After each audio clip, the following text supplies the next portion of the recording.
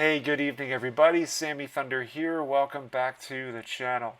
Popular demand, back again. 5 vintage baseball cards for under $100 each, for that matter.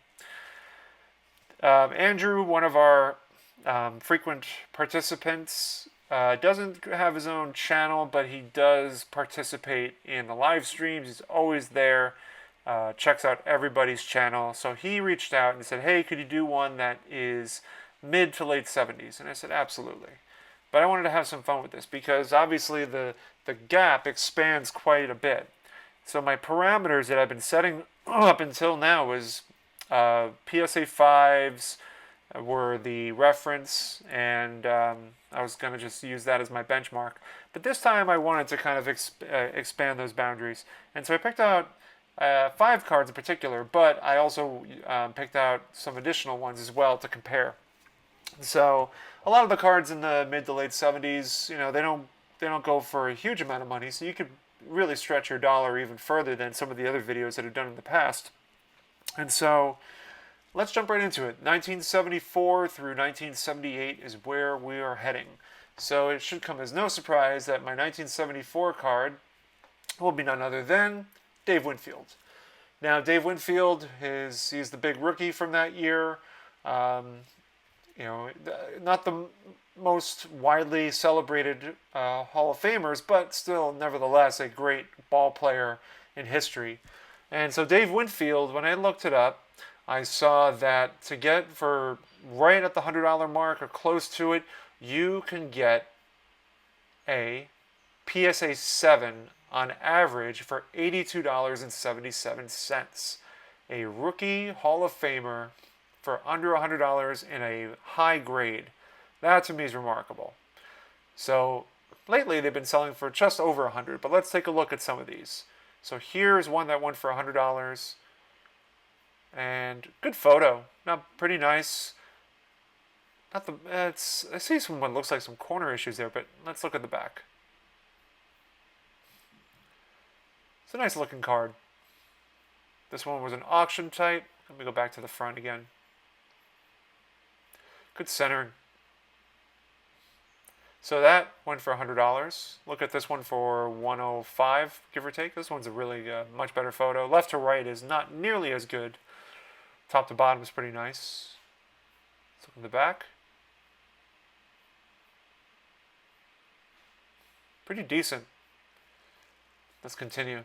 This one, so we have some that went for 74, 75, 81. Let's look at the one that went for 75. That's a nice looking one. That's actually better than the first one, I think. Pretty nice. This photo's not nearly as good on the back. It's kind of dark, hard to tell.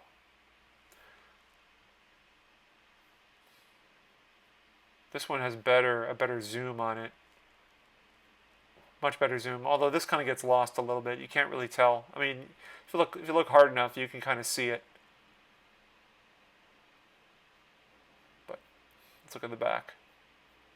Yeah, you can tell by the photo, the brightness kind of hits a certain spot and it kind of hurts the photo a little bit, which could affect the outcome of your auction. Nevertheless, pretty nice that you can get yourself a Dave Winfield rookie for under $100 in a PSA 7. Pretty nice. In contrast to that, another 74 card that I picked out just to kind of compare what you can get for them. I was surprised. Well, maybe not surprised. I don't know. You guys could be a better judge on this, but I found this to be very interesting. This card in a PSA 7 goes for more than the Dave Winfield card does. That's Nolan Ryan. Nolan Ryan in a PSA 7 sells for, on average, $87.21. But the average lately in terms of auctions, it looks like the one went for $102.50. And Four Sharp Corner is very well known in the eBay world. Doesn't really zoom in. You don't really need it though on this one. I mean, this card is very well, like the photo is very well taken. That's just his promotional. Okay. Here's one though, $76. Let's look at that one.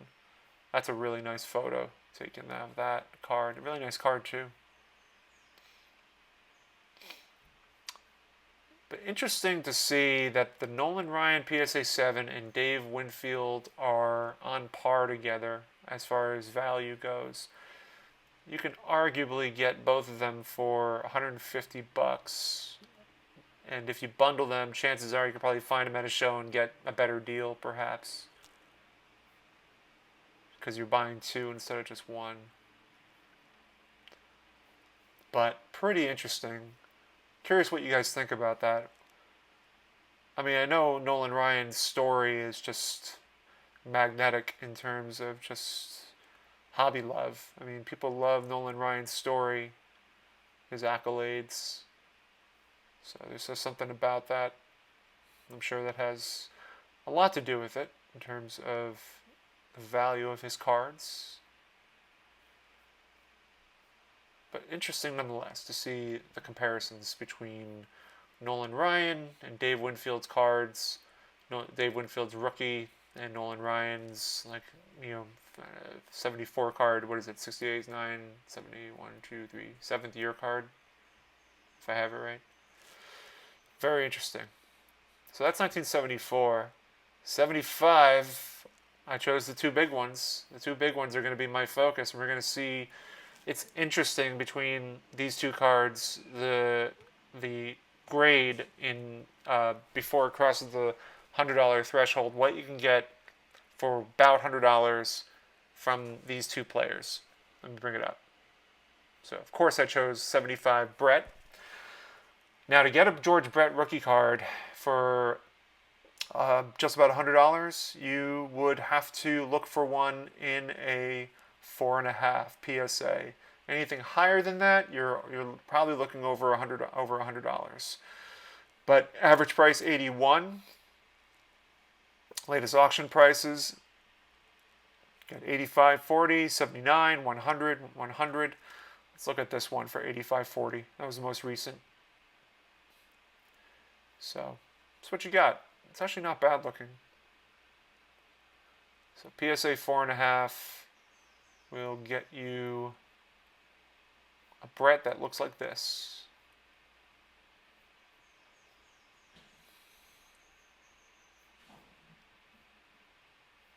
So that one went for $85.40.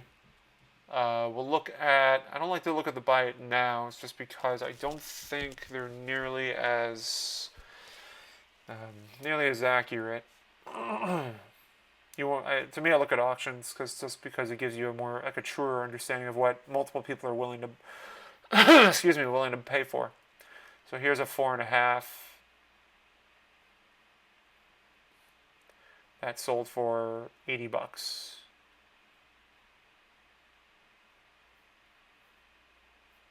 look at the back. It's actually that back is nicer than the first one. Better centered. So that one sold for $79. And if we go over, I'm going to close this one, go over to the next player, Robin Yount, the other big rookie from that year.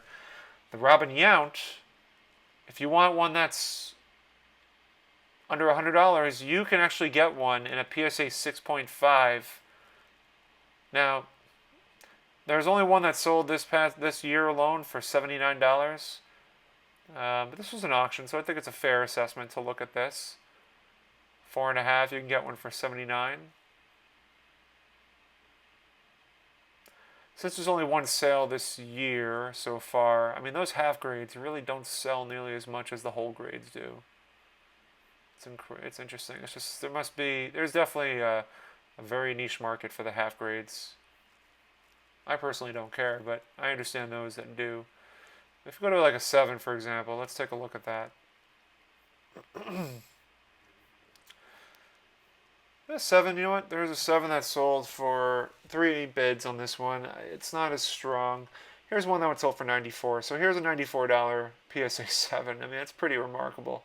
The PSA 7 sold for under $100 of a rookie Hall of Famer of Robin Yount. Perfectly doable. If you're looking for one card at a show, you just want to get one card for $100, you can lay proof that this Robin Yount sold for just under $100. So you could probably get a nice looking 7 for just about that. It's incredible. There's actually one here that sold for $200 though, so I mean it's just a starch difference. I'm curious.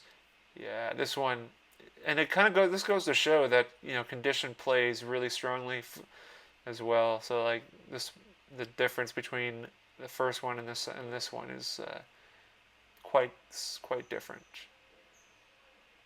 Quite a change. So you guys can see it here. So, but between 94 and $200, that's quite a big difference. Here's one 104, and these are really close in time frame. I mean, this one's not bad. I mean, there's some print bubble. What do they call those? The bubbles. The fish eye. That's it. Thing is, the key thing to remember is, I mean, obviously there's variations on what a 7 will mean to one person versus the next. So you have to factor in that condition's gonna matter sometimes in these cases. Like a 7 from one person is gonna look a little different from a 7 from another. When those cards are graded, what did a 7 mean 10 years ago versus a 7 now, and so forth. But yeah, interesting to see that Robin Yount and a 7, you could potentially get one for under $100, but chances are 6 or 6.5 is your go-to. Moving right along, we got Dennis Eckersley for my 76 pick. I mean, no surprise. Eckersley, you can really stretch it far, man. You can stretch it really, really far. PSA 7 sells for on average $62. There's a number of sales in that range. I'm curious if we go to 8, there might be an exponential rise. Excuse me. Yeah, you're seeing an exponential rise. So 162.32 is the average. You can kind of just see the difference. So if you're trying to get one for under $100, chances are 7 or 7.5 is going to be your go-to. So let's take a look at some of these auctions. I'll look at the $62 auction. That's a nice looking one. That's really nice. So Eckersley, you can spend 60% of your $100 budget on this card, and then have some room left over potentially for like a nice $40 card. Maybe a rookie. We can see we still have some more years, and the further the years, sometimes you get the better deals that way, because the card will not go for nearly as much. Here's another 7. This one's a little more off center. That's probably for $51. I mean, pretty nice. So yeah, 61 is the average. In reference to that, I chose the Hank Aaron card. This one surprised me a little bit, but maybe not so much. It's Hank Aaron's last card, so it sort of makes sense that this one might have a little more pizzazz to it in terms of price. A PSA 7 average is actually more, $27 more than the Eckersley, $88.50 to be more precise. Found that interesting. Here's one that went for $90. Just to save time, I'm not going to do the zooming in. You guys can take a look if you want, but pretty cool. Here's one that went for the same price. So they're roughly going for around the same price. Buy it now. Is there so much? Here's one that went for a little over 100. But pretty cool. I mean, you can get a Hank Aaron card, a late career Hank Aaron card, and a high grade for under $100. I think that's pretty cool. You can stretch that dollar. Moving on to 77, had to pick Andre Dawson. There's a number of options I could have went with, but Andre Dawson, his cards, I mean, it's remarkable, man. You can get, I have PSA 8 for right at $100. So here's one that went for PWCC for 105. So a little bit, if you could spare $5 more, you can have a nearly perfect card. of another Hall of Fame rookie. And here's some ones that like sold for like 70, 60. So 77. I mean, it's pretty cool that you can find them. Here's one that went for about 100. It's a nice photo. Four sharp corners. Yeah, the four sharp corners consignment, they take excellent photos. So, and comparison as reference. So we saw 92.33 is what the Andre Dawson averages for a PSA 8. Nolan Ryan, I picked Nolan Ryan's 78 card, and his PSA 7 sells for 64. So I'm curious, if we look at the 8, we're going to jump back to the 7, but if we look at the 8, 196 is the average. To me, that's incredible. A PSA 8 Nolan Ryan sells for nearly double what the Andre Dawson rookie card in a PSA 8 sells for. Again, that kind of just goes to show the Nolan Ryan just being a highly decorated Hall of Famer and just beloved, and his story. And not to say that Andre Dawson isn't beloved either. They both have amazing accolades to their names. But I don't know, maybe being on the East Coast, being in New York, Nolan Ryan's name just carries a little bit more weight. But I imagine in Chicago, Andre Dawson's name carries a lot of weight too. But yeah, pretty interesting to see this. Here's one that went for $218. It's incredible. Nolan Ryan, man. I'm gonna go back to the 7. It's pretty interesting. The difference, $199 versus 65. It's such a huge jump. But here's the one that went for 80. Look at that. That's beautiful looking. I have no problem paying that for a high grade Nolan Ryan 7. So I just wanted to demonstrate 51. Here's one that went for $51. I mean, you guys can see it, so pretty cool. Finally, 78, had to pick Eddie Murray, of course. It's such a beloved card. Everybody loves Eddie Murray's card, his rookie card. It's iconic. Tough to find centered. If you do find one centered top to bottom, left to right. But PSA 7.5. Actually, there's been a number more sales than I figured, but I'm going to jump to a 7 because it's probably more frequently, you can find more sales that way. So I'm going to jump to a 7, and 7 sells for average about $58. So here's one that's sold for 57. I mean, look at that. That's really nice. I mean, there's tons of these raw. You can find these raw, but to find one graded, and you can get one for like $58. Nicely centered too, actually, when I look at this. Beautifully centered. For 58, no complaints. This one didn't have as many people bidding on it, but this is another nice one for 61, so you guys can see what you're getting with that. I'm curious, we jump to an 8. I think another exponential jump here. So it was like what, $60 or something like that, and the average here is 166, so $100 more for a higher grade. You know, to me, I think you can definitely find a 7 that looks like an 8, and you can definitely find 8s that look like a 7. So sometimes you gotta look past the grade and just enjoy, see what the card looks like, because grading is subjective, as we all know.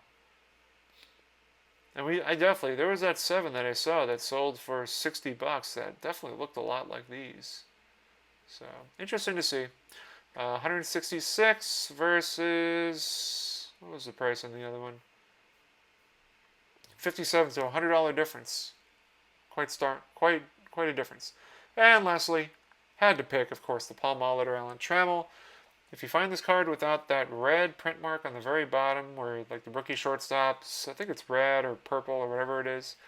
If you could find it without that mark, you're in good shape. But PSA 7, average $55. Let's do this one that went for 41. That's a horrible photo. I can't go with that one. PWC Weekly. I'll give you good photos. That's a nice one. That's a beautiful one for $50. Look at that. In the back. Let's look at an 8. Stretching it to 20 minutes now. I want to try to keep my videos short, but you guys can navigate, as always. 175. Huge jump. $120 difference. Let's look at the $200. It's not a great photo, but it's a good looking card. I want one that has a really good photo. This one's a little better. But this one, it's funny, you know, someone spent the extra money for those print marks. I think those are print marks. I don't think that's blood. I assume that's a print mark, print defect. Here's another one. Yeah, not the greatest photo, a little too bright for me. But yeah, I think you should definitely look into 7s first before you start looking into 8s, because you could probably find, like I said, find 7s that look just as good as 8s and pay $100 less. Save yourself the hassle. Like this one, top to bottom. All right, and then this one has a little bit of the bleeding of the bread, of the ink. Anyway, it's kind of cool.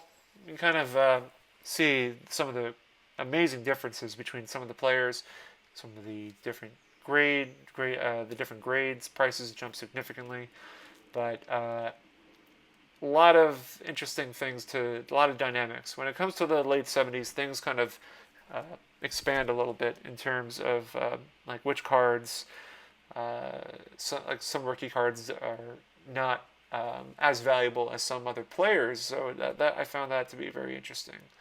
I think that probably, I guess, I don't know if that happens all throughout, you know, the years of cards, but or at least like in the golden age. But I definitely see it more in the 70s.